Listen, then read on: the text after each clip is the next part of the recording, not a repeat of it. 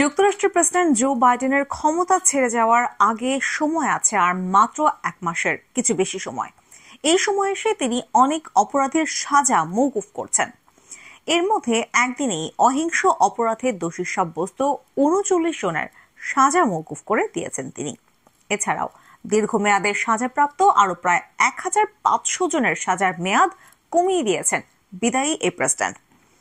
শুক্রবার এক প্রতিবেদনে এই তথ্য জানিয়েছে বার্তা সংস্থা রয়টার্স। প্রতিবেদনে বলা হয়েছে, মার্কিন প্রেসিডেন্ট জো বাইডেন বৃহস্পতিবার বলেছেন, অহিংস অপরাধের জন্য দোষী সাব্যস্ত হওয়া 39 জনকে ক্ষমা এবং আরো প্রায় 1500 জনের সাজা তিনি কমিয়ে দিয়েছেন, যারা দীর্ঘমেয়াদে কারাদণ্ড ভোগ করছিলেন। বিদায়ী এই প্রেসিডেন্ট নিজের সন্তান হান্টার বাইডেনকে নিঃশর্ত ক্ষমা ঘোষণা করার 1 সপ্তাহেরও বেশি সময় পর এই পদক্ষেপ নিলেন। একদিনে এত জনের সাজা মওকুফ করার ঘটনা যুক্তরাষ্ট্রের ইতিহাসে কোনো মার্কিন প্রেসিডেন্টের জন্য এটাই প্রথম।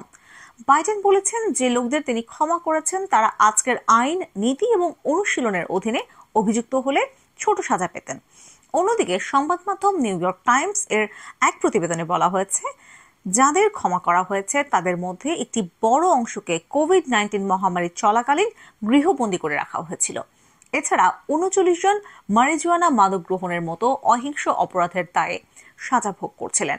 সংবাদ মাধ্যম বলছে, প্রেসিডেন্ট বাইডেনের ছেলে হান্টারকে ক্ষমা করার 2 সপ্তাহেরও কম সময় আগে ক্ষমা ও দণ্ড কমানোর এই ঘোষণা দেওয়া হয়েছে। গত জুনে হান্টার বন্দুক রাখা এবং আয়কর ফাঁকি দেওয়ার জন্য দোষী সাব্যস্ত হয়েছিলেন। ছেলেকে ক্ষমা না করার প্রতিশ্রুতি দিয়েও ছেলেকে ক্ষমা করলেন প্রেসিডেন্ট বাইডেন। বাইডেনের অভিবাসন কর্মসূচিকে অবৈধ ঘোষণা।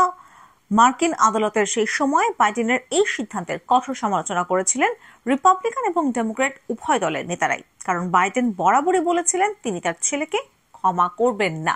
কিন্তু শেষ পর্যন্ত প্রেসিডেন্টের বিশেষ ক্ষমতা আইন প্রয়োগ করে তিনি হান্টারকে ক্ষমা করেন। হোয়াইট হাউসের বিবৃতিতে বলা হয়েছে, বাইডেনের এই ঘোষণায় পরিবার থেকে আলাদা হয়ে যাওয়া ব্যক্তিদের পুনর্মিলন ঘটানো, সম্প্রদায়ের মধ্যে সৌহার্দ্য বাড়ানো এবং বিচ্ছিন্ন থাকা ব্যক্তিদের তাদের পরিবারে ফিরিয়ে দেওয়ার প্রতিশ্রুতি প্রতিনিধিত্ব করে।